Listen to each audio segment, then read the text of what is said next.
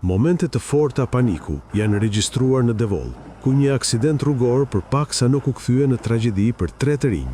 Ngjarja ndodhi në aksin Hoqisht-Grac, ku një automjet doli nga rruga dhe u përmbys. Sipas të dhënave paraprake, drejtuesi humbi kontrollin e mjetit gjatë lëvizjes, ndërsa në makinë udhëtonin edhe 2 persona të tjerë. Pas përmbysjes, situata u përkeqësua edhe më shumë, pasi automjeti u përfshi nga flakët, duke rrezikuar seriozisht jetën e të rinjve. Fatmirësisht, ndërhyrja e menjëhershme e kalimtarëve të rastit bëri të mundur nxjerrjen e tyre në kohë nga mjeti që digjej. Të 3 të rinjt kanë pësuar lëndime, por ndodhen jashtë rrezikut për jetën. Në vend ngjarje mbërritën edhe forcat zjarrfikse të bashkisë, të cilat arritën të shuajnë flakët dhe të neutralizojnë rrezikun. Policia po punon për të zbardhur shkaqet e aksidentit, ndërsa paraprakisht dyshohet se humbja e kontrollit ka qenë shkaku kryesor i daljes nga rruga.